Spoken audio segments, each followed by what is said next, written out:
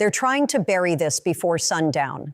Mark Carney just walked into a closed-door session on Parliament Hill 47 minutes ago, and what leaked out in the last 12 minutes has Washington scrambling to contain a narrative they thought they'd locked down 3 weeks ago. This isn't about tariffs. This isn't about trade posturing. This is about a backroom understanding that rewrites the power map of North America, and nobody was supposed to know until after the ink dried. Rewind to February 3rd. Trump announces a sweeping review of USMCA provisions, specifically targeting energy procurement clauses and softwood lumber arbitration mechanisms. The public read, standard protectionist rhetoric, campaign promise maintenance, red meat for the base. Carney, then still weeks away from officially entering the Liberal leadership race, issues a measured statement through his advisory firm calling for calm diplomacy and expressing confidence in existing frameworks. Boring, procedural, forgettable. Except 3 sources inside the Prime Minister's office now confirm Carney was on a secure line with White House trade officials that same afternoon. And the conversation wasn't about defending Canadian interests. It was about restructuring them. Here's what we know. The deal being floated, the one Carney allegedly didn't push back against, involves a tiered energy pricing system where Canadian oil and natural gas exports to the United States would be locked into long-term contracts at rates 15 to 18% below current market benchmarks in exchange for guaranteed volume commitments and exemptions from future tariff actions on manufactured goods. That's the sugar. The poison. Those energy prices would be indexed to a formula that essentially caps Canadian revenue growth even as global prices spike. And the arbitration for disputes would shift from international panels to a bilateral commission where the United States holds veto power on major decisions. We're not talking about a handshake. We're talking about documents, draft clauses, proposed timelines, and Carney's name in the distribution list. The evidence comes in segments, and it's damning. Segment 1, leaked email metadata from a Washington law firm specializing in energy trade shows correspondence dated February 4th and 5th, referencing Carney framework, and revised sovereignty parameters acceptable to Northern Partner. Northern Partner. That's us.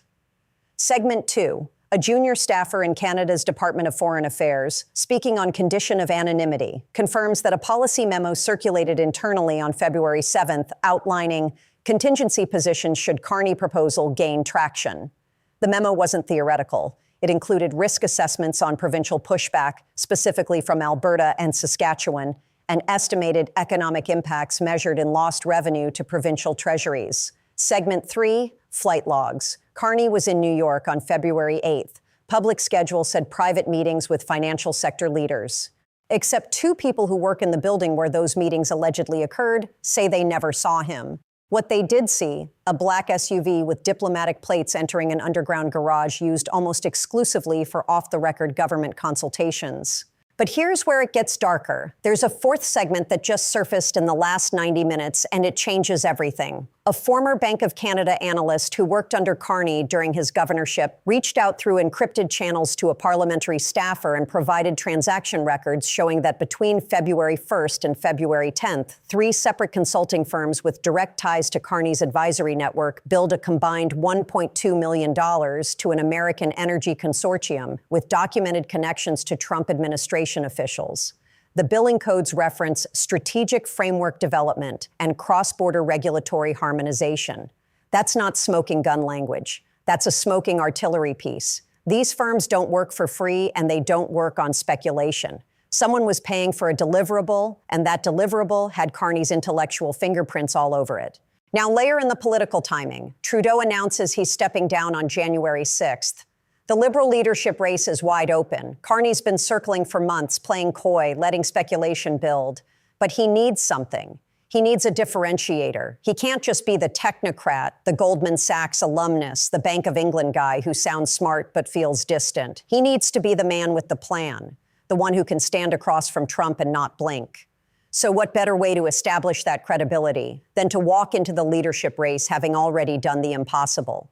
Securing Trump's quiet blessing for a framework that protects Canadian manufacturing while managing the energy bleed in a way that doesn't collapse the entire relationship? It's brilliant if it works. It's catastrophic if it leaks before he controls the narrative. And it leaked. That's the part nobody planned for. Somebody inside that circle, maybe someone who worked on the documents, maybe someone who saw the billing records, maybe just someone with a conscience who realized this wasn't exploratory anymore, this was operational. They broke ranks. They sent the metadata to a Hill reporter known for protecting sources. They CC'd a provincial minister's office in Edmonton. They made sure this couldn't be contained to one newsroom or one political faction. They scattered the evidence like buckshot, and now it's everywhere. Why would Carney do this? Strategic calculus. He's not stupid, and he's not a sellout in the cartoon villain sense. He's a central banker. He thinks in systems, in long arcs, in managed decline versus chaotic collapse. The logic, if you're willing to stomach it, goes like this. Trump is going to hammer Canada on trade one way or another. The man's returning to office with a mandate for economic nationalism and a memory like a steel trap when it comes to perceived slights. USMCA renegotiation is coming. It's not if, it's when, and it's going to be brutal. So Carney's play, the play he's allegedly selling to whoever will listen in Ottawa, is to preempt the worst-case scenario by offering a controlled concession now, lock in energy market access, protect manufacturing jobs in Ontario and Quebec, take the hit on resource revenue but stabilize the broader trade relationship before Trump can threaten blanket tariffs or withdrawal from the agreement entirely. It's the philosophy of the seasoned negotiator who walks into the room already knowing what he's willing to lose. Except it's not his decision to make. He's not prime minister. He's not even officially a candidate yet when these conversations are happening. And the provinces who would absorb the bulk of this sacrifice, the ones sitting on the oil and gas that would be sold at a permanent discount, they weren't consulted. They weren't informed. They were, according to multiple sources, deliberately excluded because Carney and whoever's backing him in the PMO knew the answer would be a hard no. Alberta's revenue model is built on market rate energy exports. Locking them into below-market contracts for a generation isn't a concession. It's economic surrender dressed up as pragmatism. Saskatchewan's Premier Scott Moe tweeted 17 minutes ago, and this is a direct quote, "If anyone in Ottawa thinks they can negotiate away our resources without our consent, they're about to learn a very expensive lesson about confederation." That's not bluster. That's a declaration of war from a province that's already talking separation seriously enough to commission legal opinions on the mechanics. The human cost here is staggering, and it's not abstract. A 15% discount on energy exports sustained over 10 years translates to approximately $90 billion in foregone revenue for the producing provinces. That's healthcare funding. That's infrastructure. That's public sector salaries and education budgets, and the entire social safety net that keeps rural communities viable when oil prices dip. And Carney knows this. He's seen the models. He understands second-order effects better than almost anyone alive, which means he looked at that number, that 90 billion, and decided it was acceptable collateral damage to avoid something worse. What could possibly be worse? What scenario is he running in his head where sacrificing $100 billion in provincial sovereignty is the smart play? The answer is total trade war. The answer is Trump slapping 25% tariffs on all Canadian goods, not just targeted sectors, and doing it with enough congressional support that legal challenges go nowhere. The answer is automotive plants in Ontario shutting down because cross-border supply chains become unworkable overnight. The answer is 2 million jobs evaporating in the first year, and a recession that makes 2008 look like a practice round. Carney's not defending the deal because he thinks it's good. He's defending it because he thinks the alternative is national collapse, and he's willing to be the villain who saved the majority by sacrificing the minority. That's the coldest political math there is, and he's doing it in public-private partnership with a foreign government before he even has a mandate.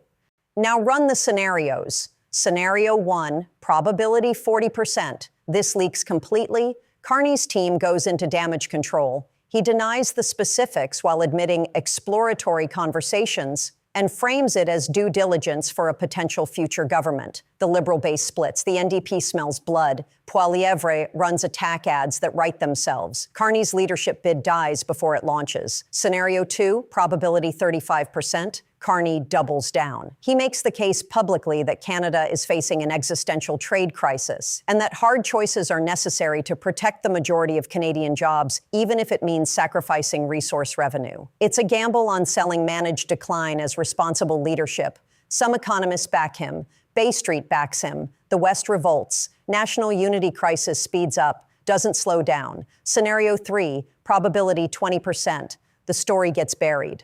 Mainstream outlets sit on it, call it unverified, wait for official confirmation that never comes. Carney's people line up endorsements, flood the zone with positive coverage about his economic credentials. And by the time the leadership race heats up, this is memory hold as conspiracy theory peddled by partisan actors. Scenario 4, probability 5%. This is a planned leak by Carney himself. He wanted this out there to test reaction, to force the conversation, to position himself as the only adult in the room willing to have an honest discussion about Canada's diminishing leverage. It's high risk, borderline suicidal, but if he can survive the initial firestorm, he owns the narrative on realism versus fantasy. Here's the moral reckoning. If this is real, if even half of this is real, we are watching a man who has never been elected to anything negotiate away provincial resource sovereignty in private conversations with a foreign government before he even holds office. That's not diplomacy. That's not strategy. That's unaccountable power trying to preempt democracy. And the worst part, the part that should keep you up tonight, is that it might actually be the rational move. That's how cornered Canada's position has become. That's how predictable Trump's economic hostility is. That's how weak our negotiating position looks to the people who traffic in these rooms. Carney might be making a devil's bargain, but he's making it because he thinks the devil's coming for us either way, and at least this way we get to choose which parts we lose first. They're in that room right now.